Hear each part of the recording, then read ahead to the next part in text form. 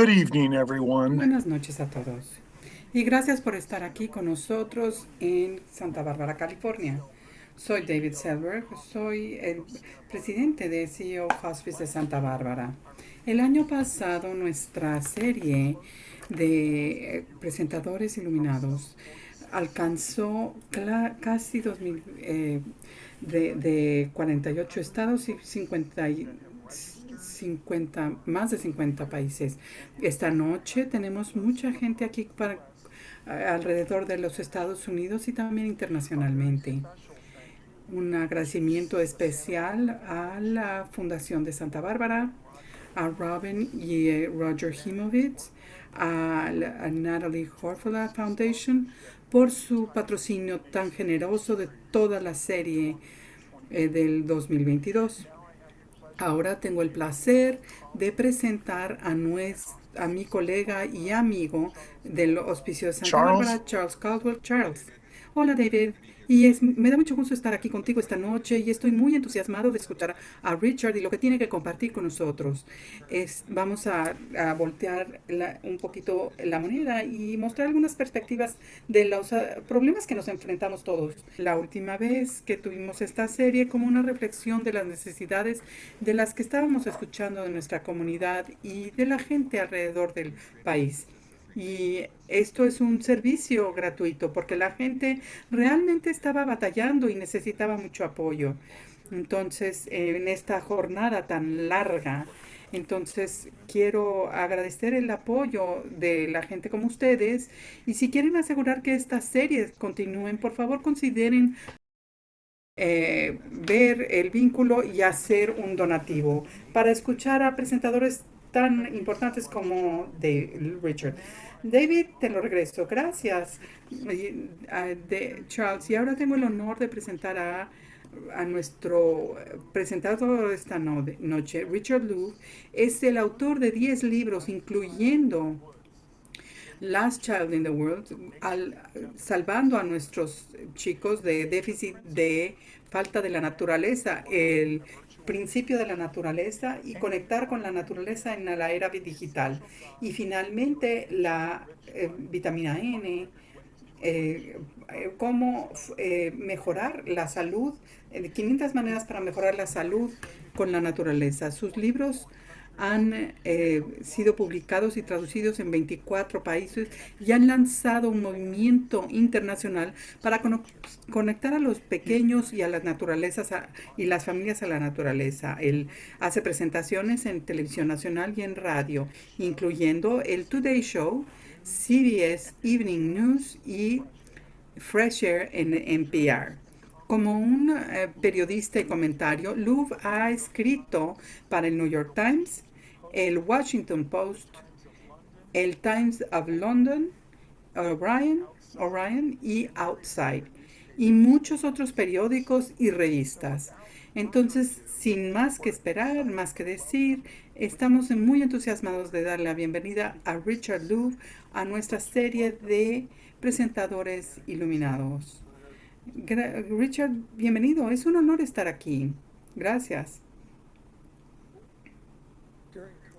Durante el COVID, mucha gente volvió a descubrir la naturaleza y el Los Angeles Times escribió un artículo al principio.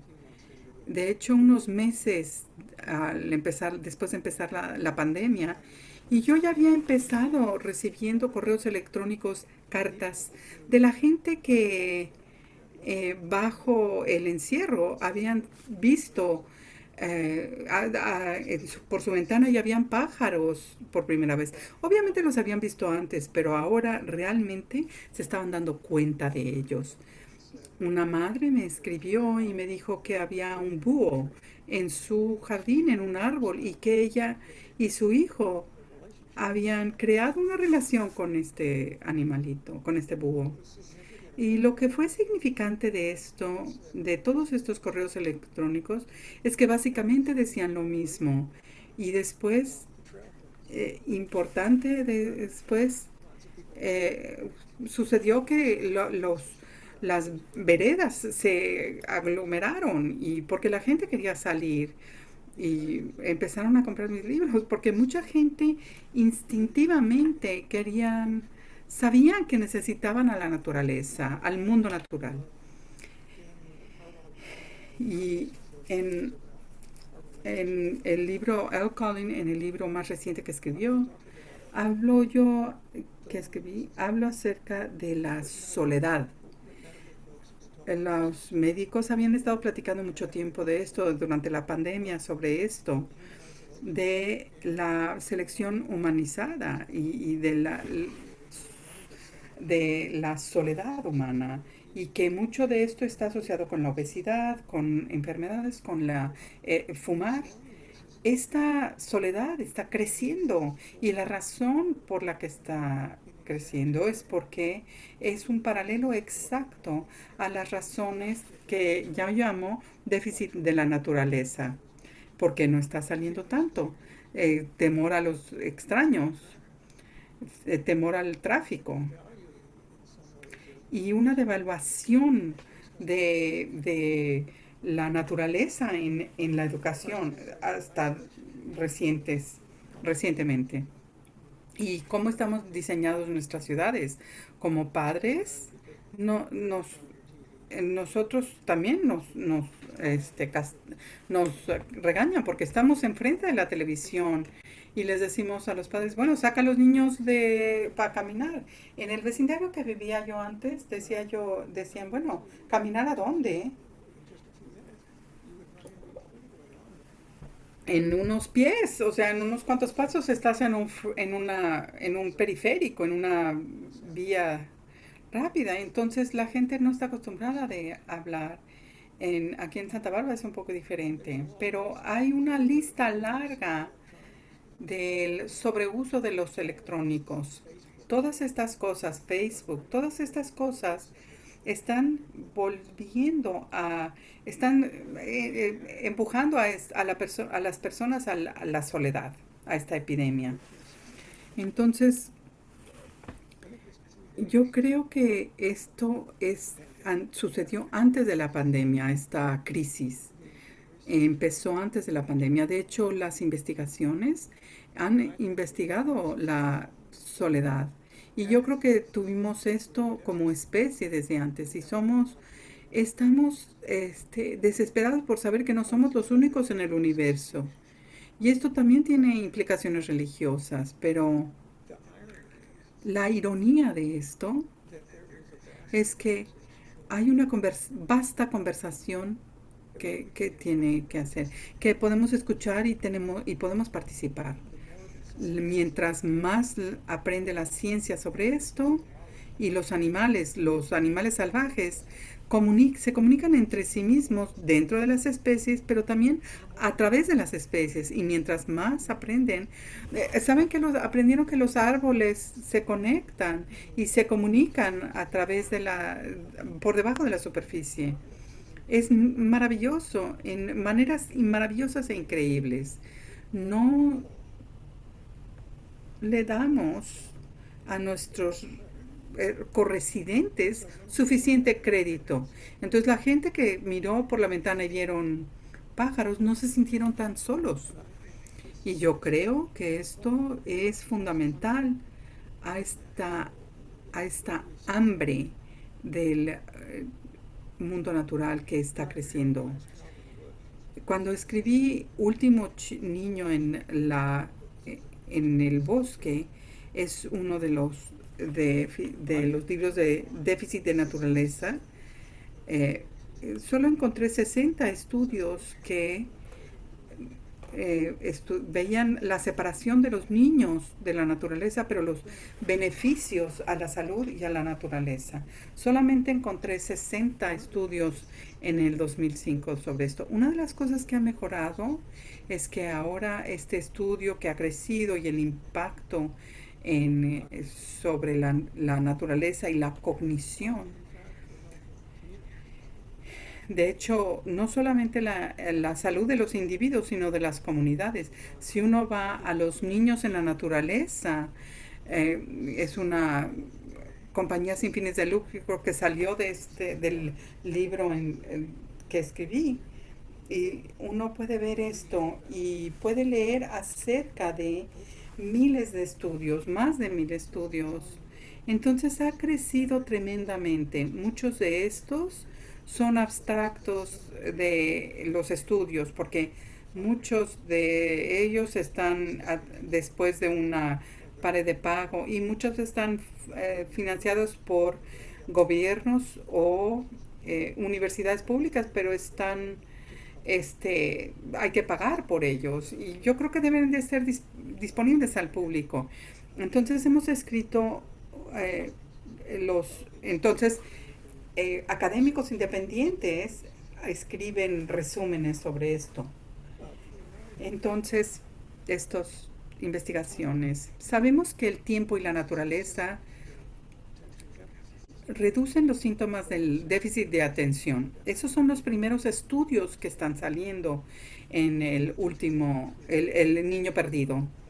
Y nada más el caminar por un parque urbano, se observar los niños con déficit de atención.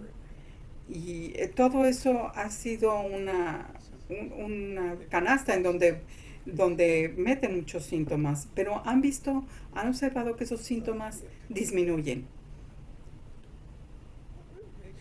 La naturaleza mejora nuestra presión, nuestra, nuestra salud mental, también mejora tanto.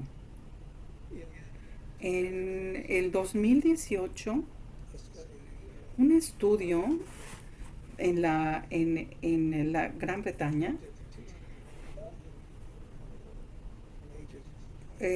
observó a 2.90 millones de personas acerca de qué están haciendo y el análisis que encontraron entre la relación de la gente entre la gente y la naturaleza, verificaron estos miles de estudios lo que están mostrando, que esto es fundamental a nuestra salud mental, a quiénes somos nosotros. Además, la encuesta indicó que Green Space, que la exposición a lugares verdes disminuyen la muerte prematura y la presión alta, afectan desproporcionadamente a la gente de color. Y esto es realmente, es vida y muerte, es algo, este movimiento que ha surgido es increíble. Yo me imaginé acerca de esto después del libro niños, del niño perdido, y fue increíble pensar en esto en ese momento, pero poco tiempo después la gente empezó a decir, ¿qué puedo hacer? Hicieron campañas, los negocios, conservadores, liberales, gente que hablaban diferentes idiomas, llegaron a la mesa y realmente que no querían estar en la misma habitación juntos y empezaron a lanzar programas y campañas en sus comunidades. Y eso pasó alrededor del país y continúa dándose. Y también está pasando en otros países. La conexión a Hills,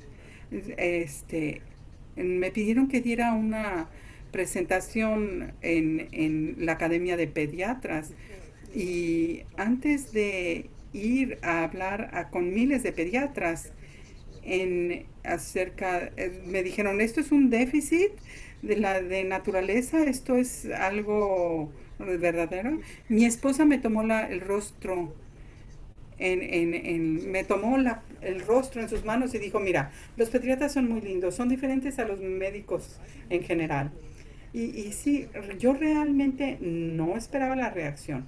Estaba yo preocupado porque lo que yo llamo déficit de naturaleza, trastorno de déficit de naturaleza, es algo de lo que yo hablo. Y es mucho que nosotros hemos observado que pasa alrededor del mundo. Y no teníamos la manera de platicar.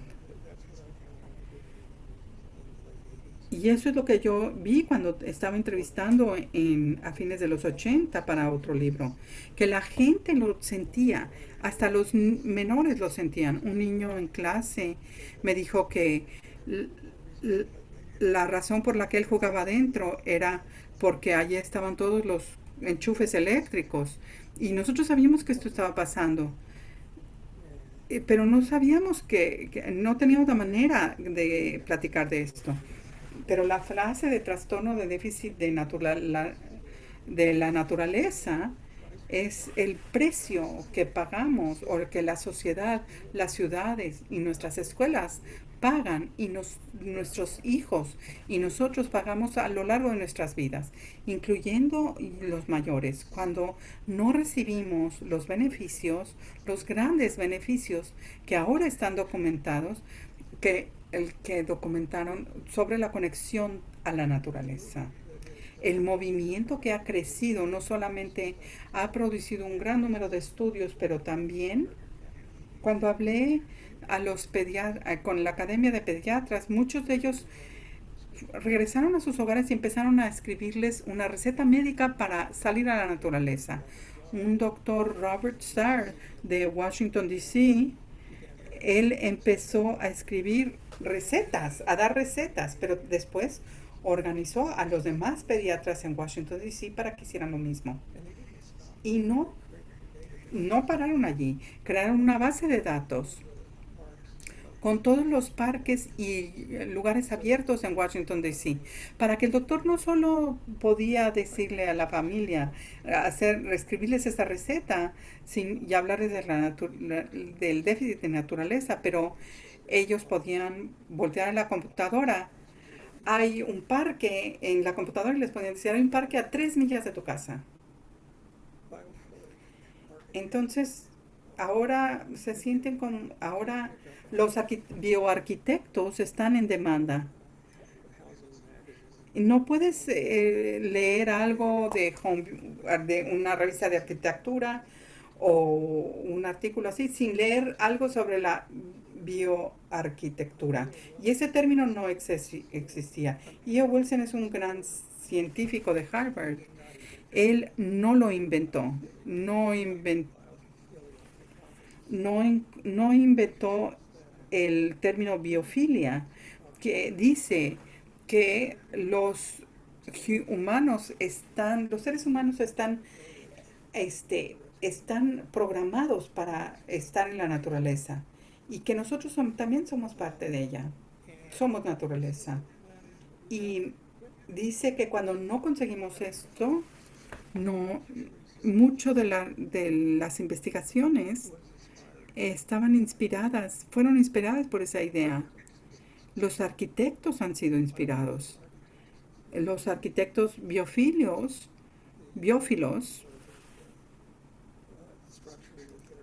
están pensando en las estructuras que diseñan y les diseñan cosas así.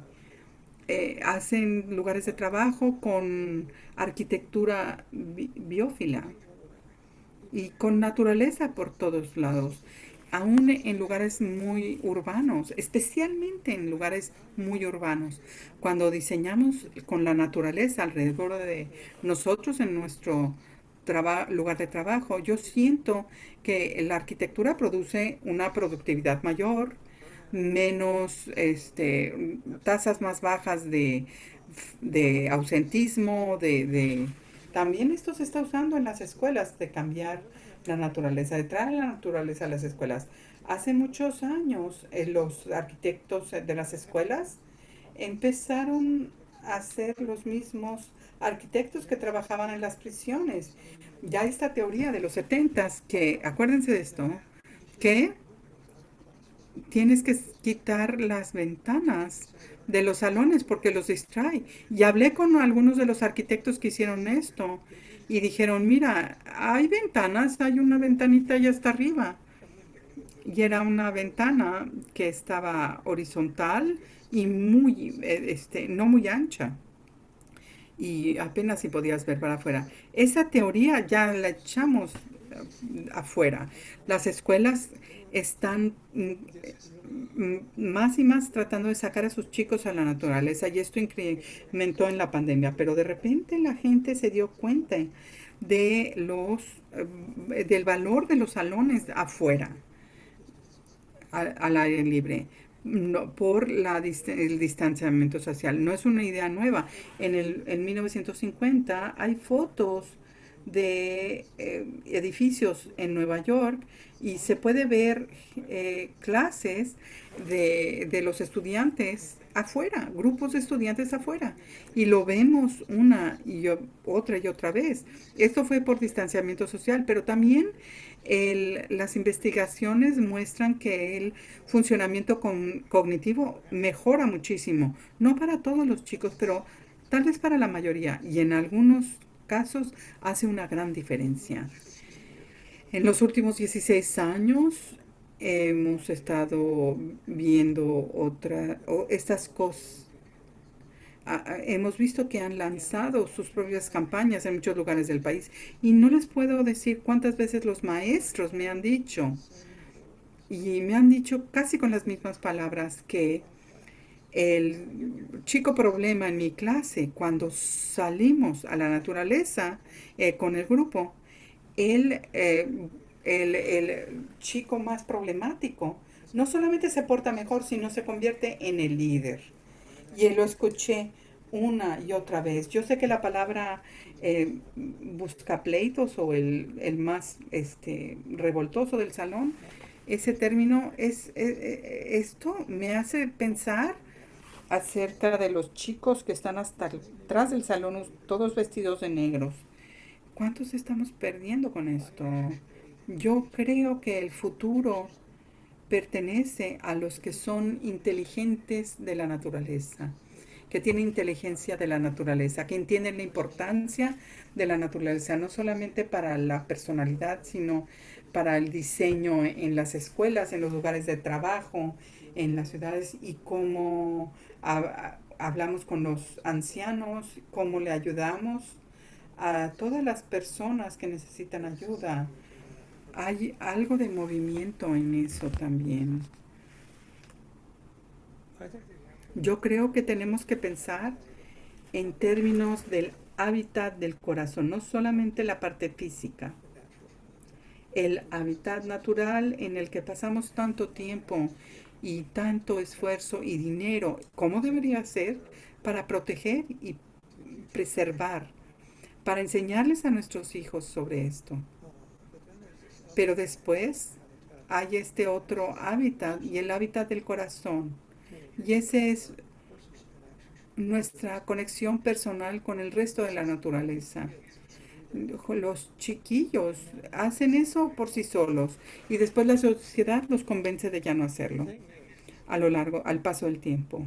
La cosa es que uno de esos hábitats desaparece, tristemente también los otros, porque están entrelazados. Entonces tenemos que empezar a no solo eh, eh, cuidar el hábitat natural físico, sino también el del corazón. Entonces, allí lo voy a dejar. Creo que ya usé todo mi tiempo y te lo regreso a ti, Charles. Perdón, David. Te regreso a ti, David. Muchas gracias. Muchísimas gracias, Richard. Aprecio mucho que hayas compartido esto. Yo sé que muchos padres con niños jóvenes, chiquillos, están muy interesados en el trabajo que tú haces y lo que has escrito y de lo que has platicado. Entonces, muchas gracias. Ahora tengo el placer de presentar a algunos miembros de nuestro panel esta noche, que representan a lo mejor de nuestra comunidad de Santa Bárbara: Adriana Marroquín y Devin Assam. Adriana Marroquín es la gerente de las iniciativas de Hospice de Santa Bárbara, que es Cuidado de Carpintería y Mi Vida, Mi Voz. Adriana sobresale en cultivar relaciones, educar, para mejorar los servicios para todos los miembros de nuestra comunidad. Disculpen.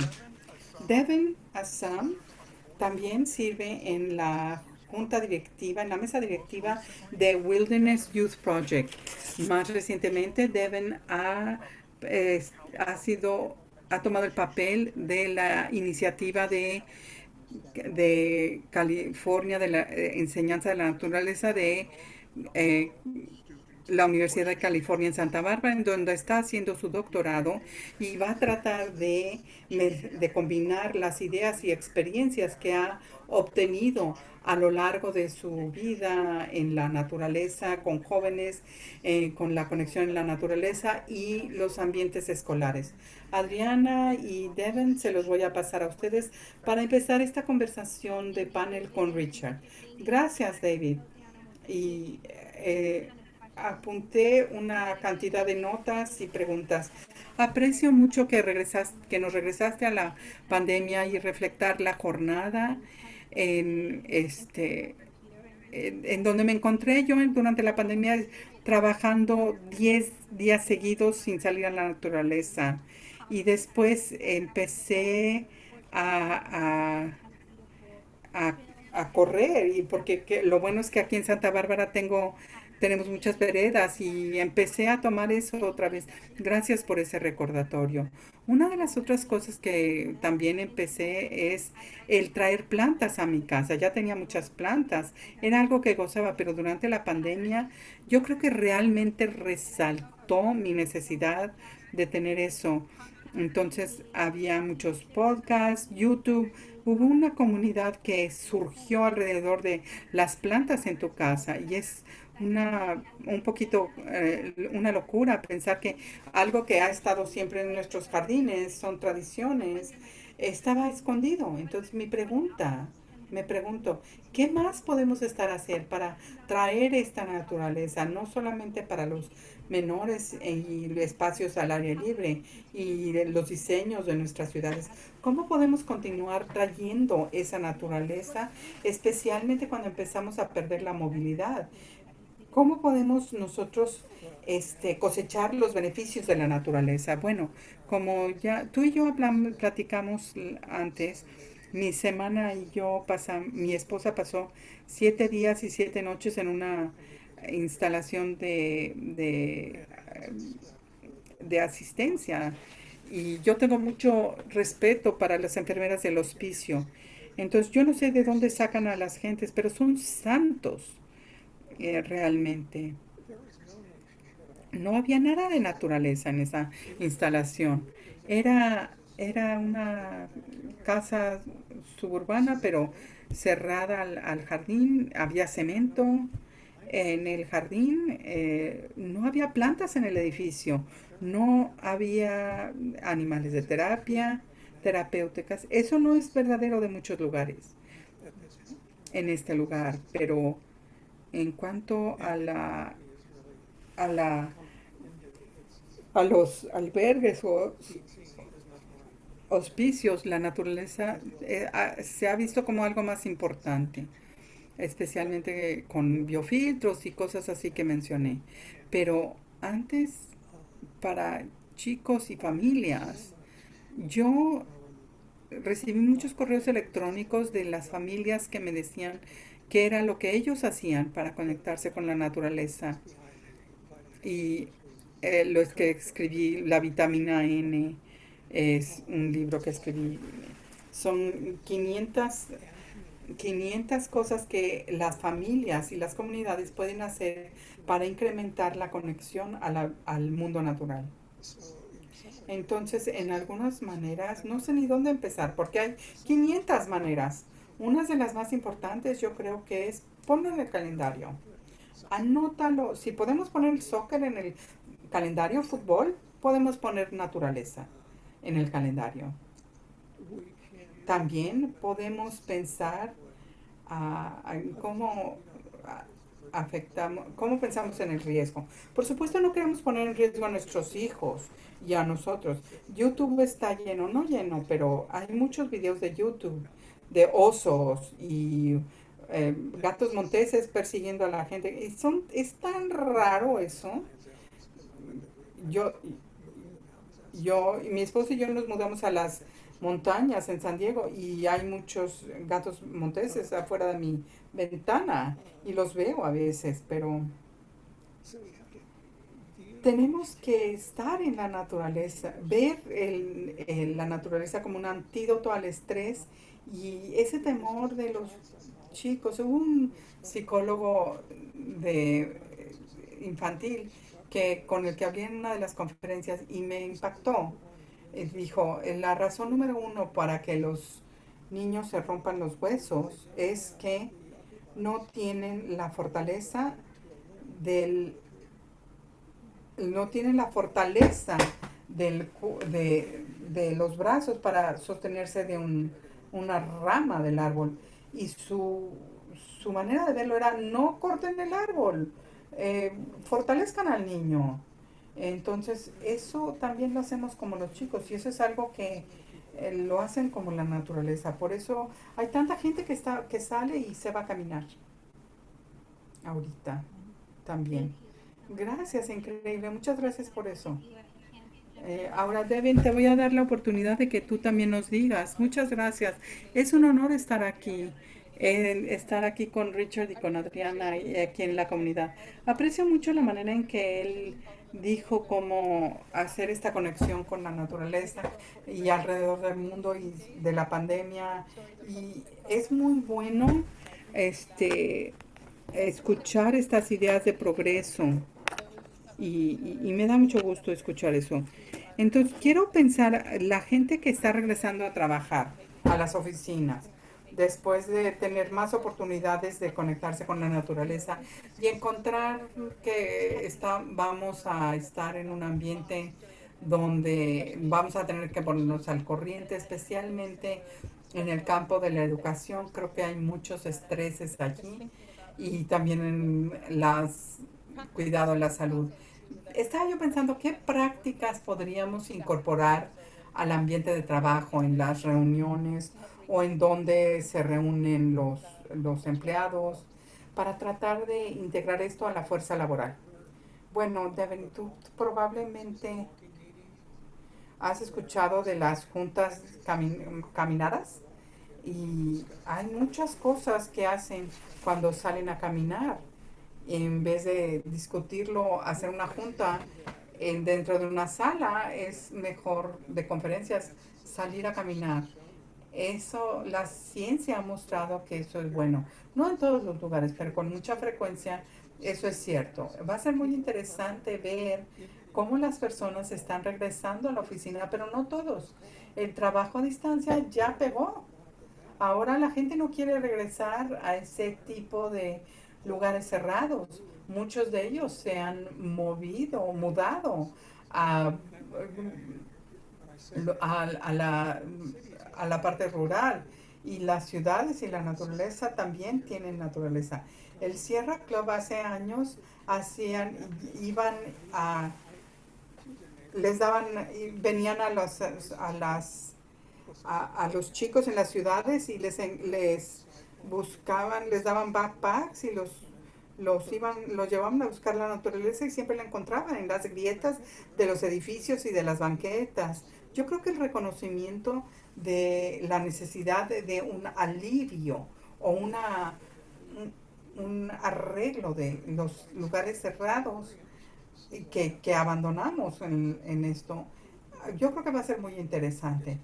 Va a haber mucha gente haciendo su trabajo a distancia, más de lo que habían antes. Y además, los animales son parte de esto. Con frecuencia, con frecuencia les digo a los papás, esto no es algo que tienes que poner en tu lista de quehaceres. Conectar con la naturaleza con tus hijos o conectar con la naturaleza tú solo reduce el estrés.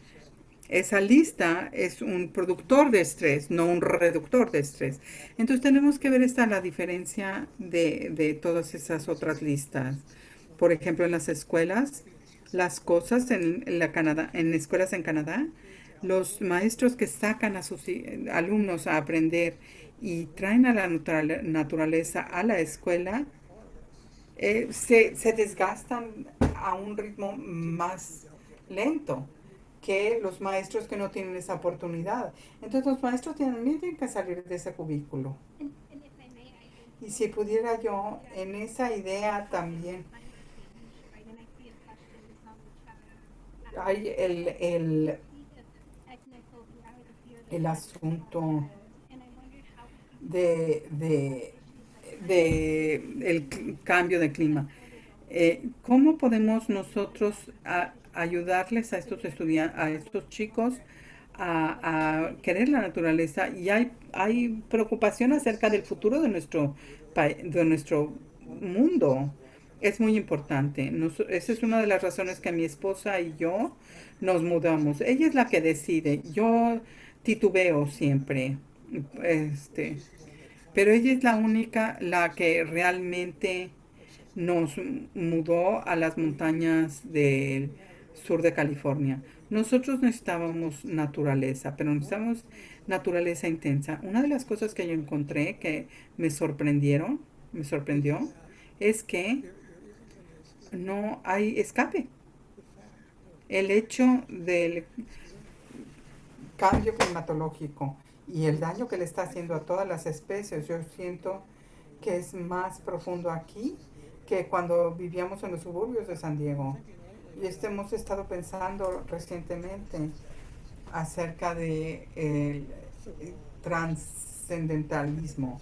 Thoreau, yo creo que Thoreau cuando fue a Golden Pound pensó que iba a escapar y se escapó por un rato de la industrialización del trabajo, pero ya no hay lugar a donde escapar del cambio climatológico, se está colapsando. Entonces hay este dolor que los adultos sienten y los chicos también lo sienten. Y por eso la cantidad de suicidios que entre jóvenes, por eso ha incrementado. ¿Qué es lo que podemos hacer? ¿Cómo puedo yo, cómo puedo yo querer a los árboles si voy manejando y veo muchos árboles muertos, robles muertos? Yo creo que tenemos que encontrar una manera diferente de ver las cosas y una diferente imaginación. Eso último es muy importante. Con frecuencia cuando pensamos de ese futuro, me di cuenta yo una y otra vez que le preguntaba yo al público, ¿qué es lo que te imaginas cuando piensas del futuro? Casi siempre las imágenes que describen se ven mucho como Blade Runner o Mad Max. Y esto precede muchos años a la pandemia y a la crisis actual o al reconocimiento actual de la crisis.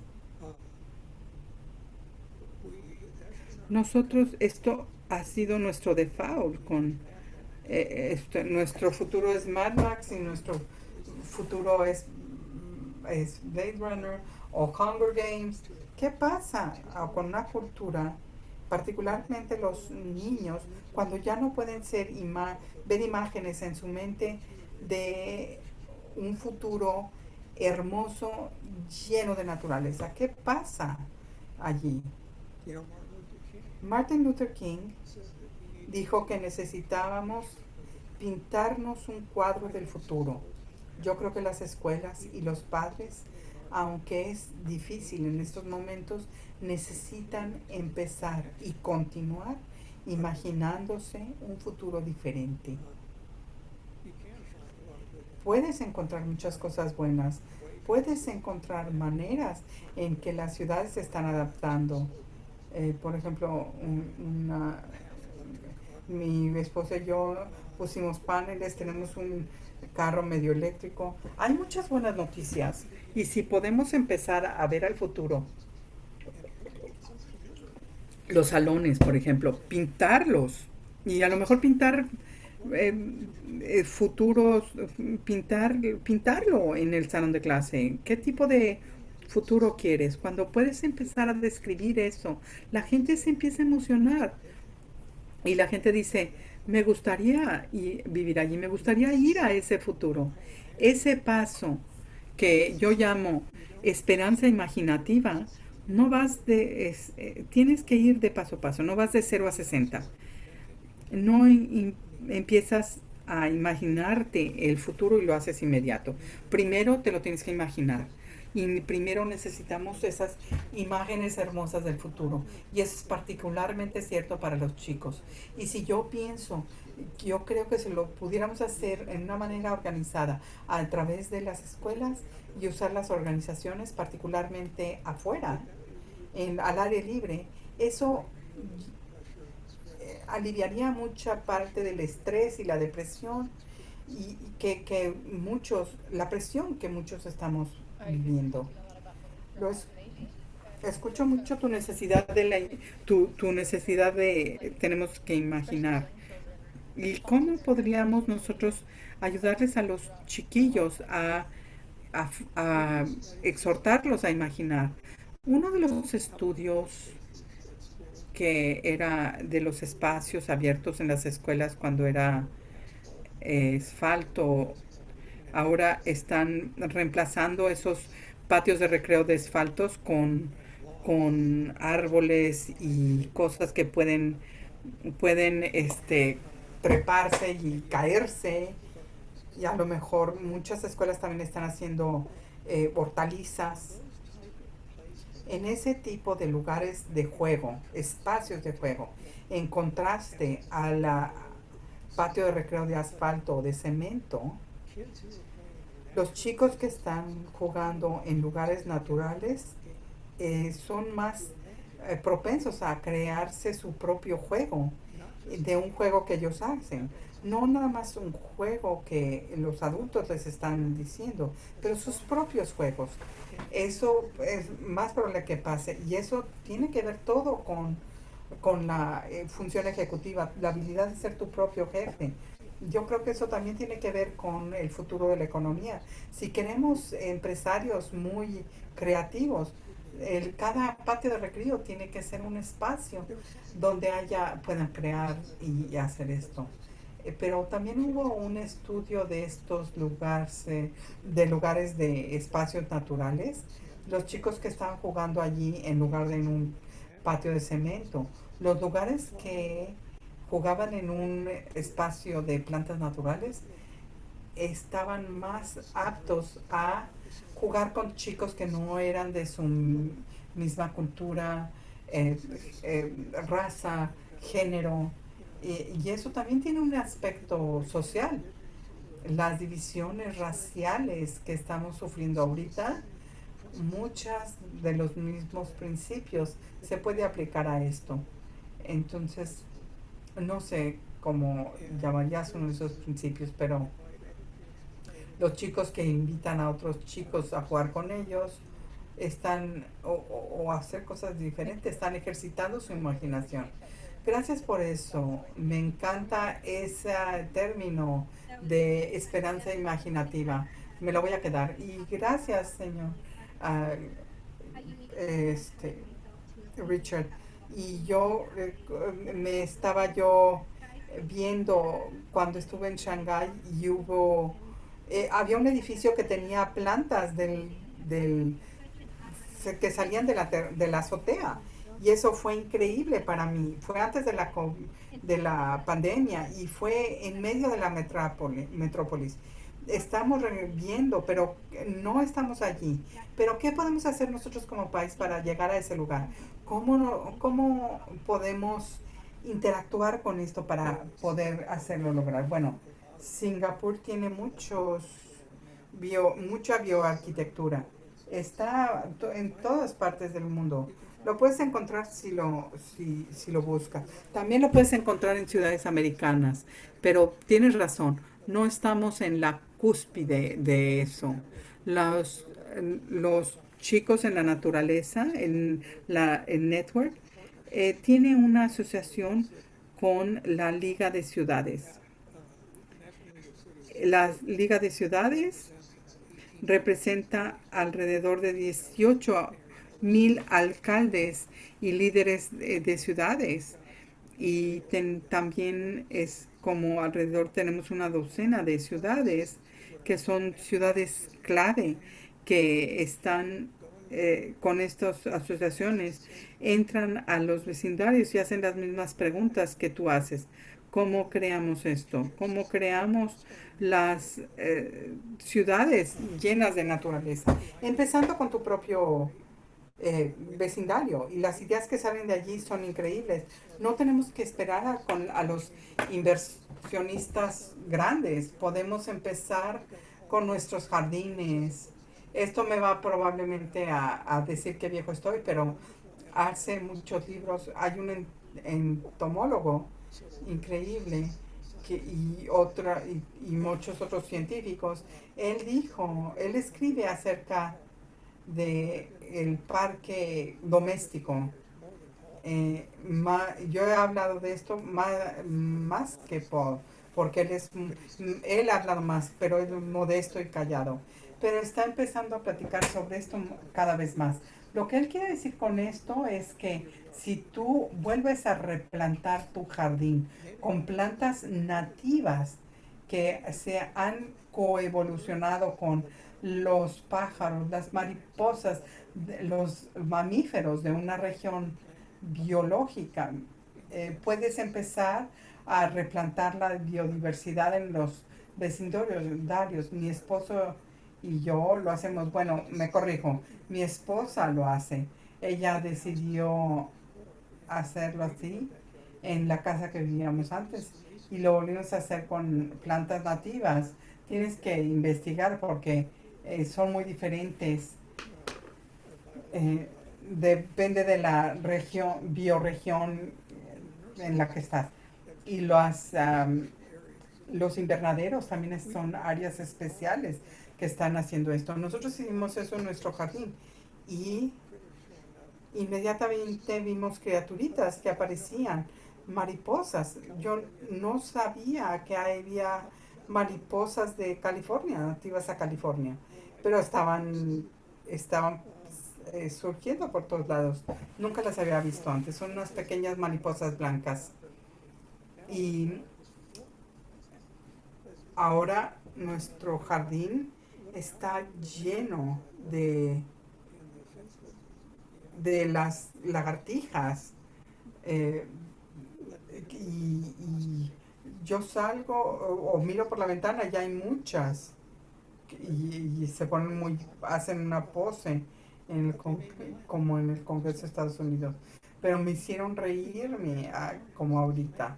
Los animales alrededor de mí son parte de lo que llamamos esa construcción social.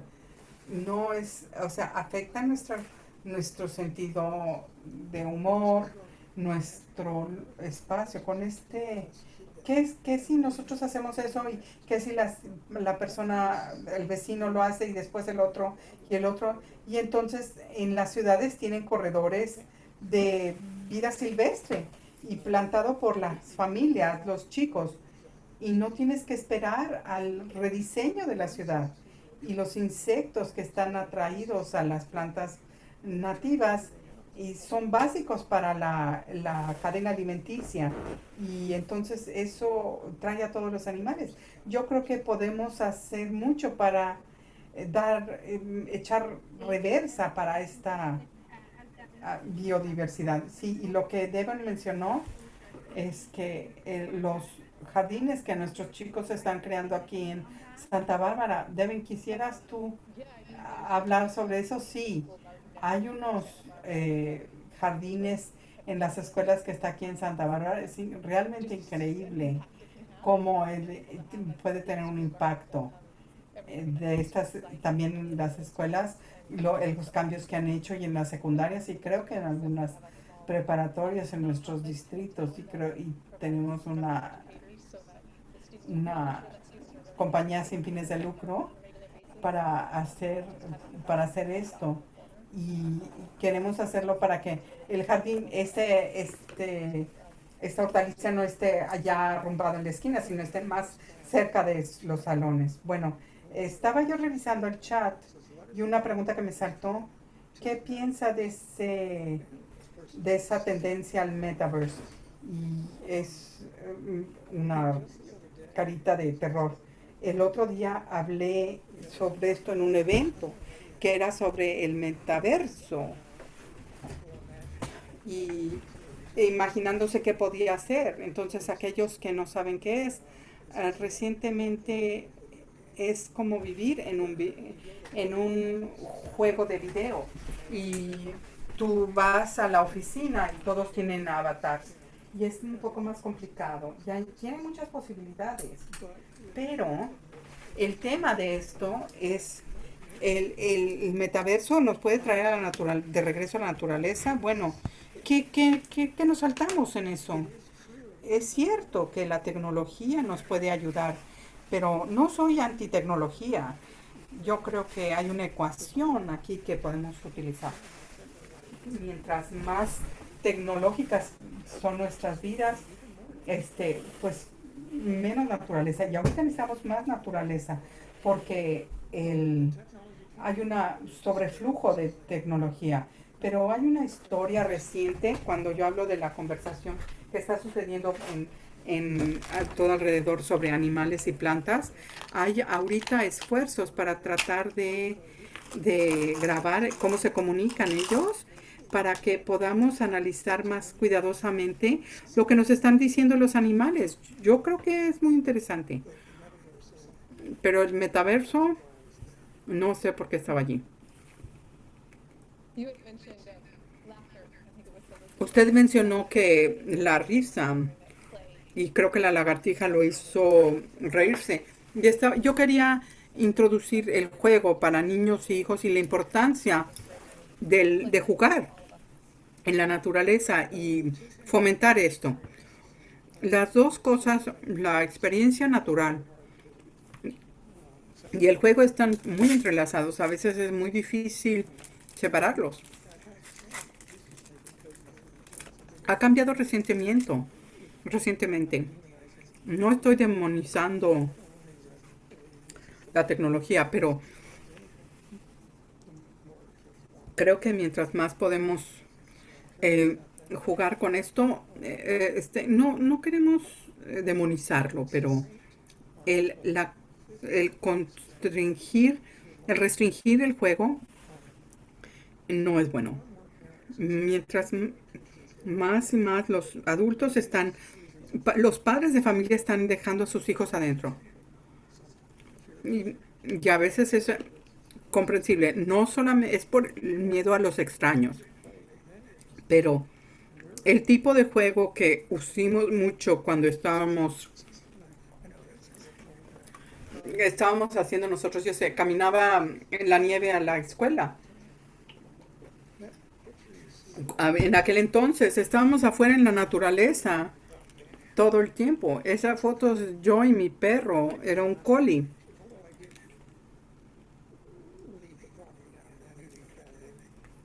No salía mucho a esa edad, pero mucho de mi infancia yo estaba afuera en el bosque, que estaba atrás de mi casa. Y mis papás a veces no sabían en dónde estaba, pero mi perro siempre sabía dónde estaba. Él siempre hacía esto.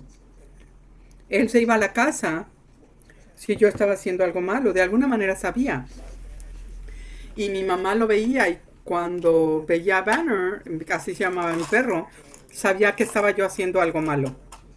Hay un cuento en que yo estaba en el hielo y yo aprendí ética de Banner y eso de mi perro y yo creo que eso, el instinto, es otro cuento, ¿no? Pero aprendí de él, pero si el juego no está afuera, no es restringido. No quiero decir que el juego adentro es malo, pero yo no me acuerdo de muchos de los momentos cuando jugaba adentro. Lo que yo me acuerdo es ir al riachuelo, sentarme allí y que las ranas saltaban al río. Y después sentarme a esperar a que las ranas regresaron. Las narices se les asomaban del agua y pensar qué quiere decir hacer una rana.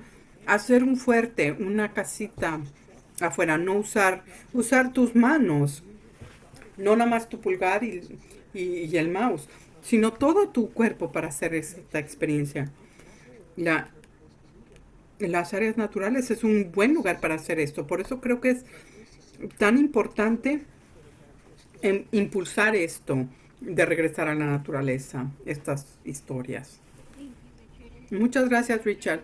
Y yo sé que estamos, casi se nos está acabando el tiempo. Me encantaría seguir platicando contigo.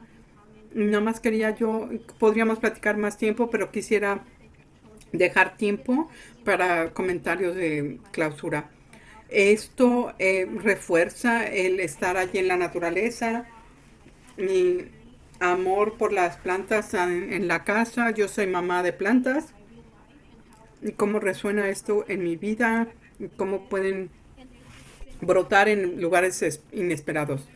Y ha habido tantas similitudes en las que yo puedo adaptar mi vida natural y a la vida natural de vivir y crecer. Muchas gracias por validar eso conmigo.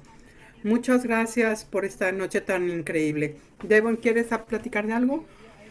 Antes de regresar con David, sí, muchas gracias. Me encanta haber estado platicando con Richard. Espero que... También me encantó que mencionaste el cambio de los patios de recreo, de juego.